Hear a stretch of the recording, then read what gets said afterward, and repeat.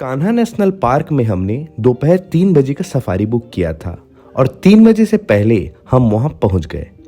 मुक्की गेट के सामने ही आपको आपकी जिप्सी और कैंटर जो भी आपने बुक किया है वह आपको वहीं मिल जाएगी और यहाँ यह सभी गाड़ियाँ रेडी हैं सफारी के लिए।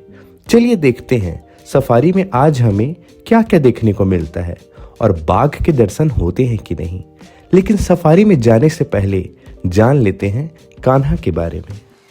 मध्य प्रदेश के मैकाल पहाड़ियों के बीच बसा हुआ कान्हा नेशनल पार्क भारत के सबसे सुंदर वनों में से एक है।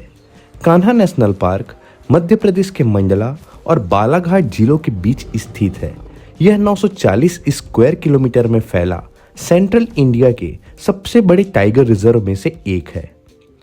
कान्हा का इतिहास भी उतना ही गहरा है जितना इसका जंगल।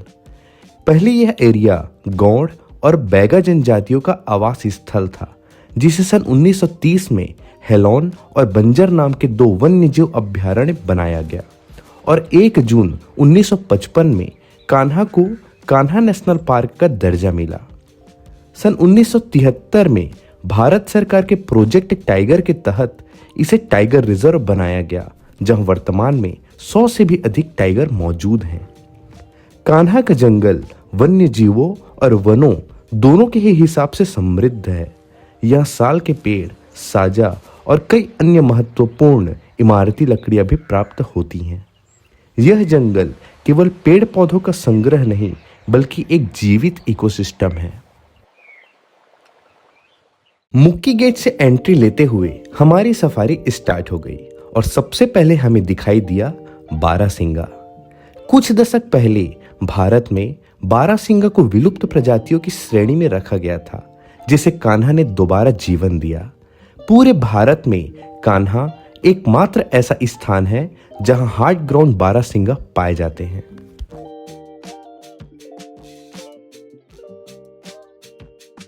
कुछ ही दूरी पर यहां हमें यह सुंदर हॉक ईगल दिखाई दिया, जो अपने सिग्नेचर फेदर्स के लिए जाने जाते हैं। यहाँ लगभग 300 प्रकार की पक्षियों की प्रजातियां पाई जाती हैं और प्रवासी पक्षियों के आगमन से इसकी संख्या और बढ़ जाती है।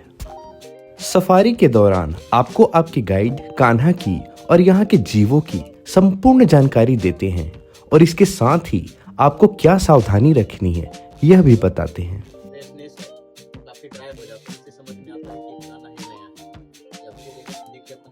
जंगल सफारी में वैसे तो हमें बहुत सारे वन्यजीव दिखाई दिए, जैसे कि बाइसन, हिरण, मोर, लेकिन हमें तो इंतजार था उसका जिसके लिए लोग सफारी करते हैं, कान्हा के राजा बाघ का।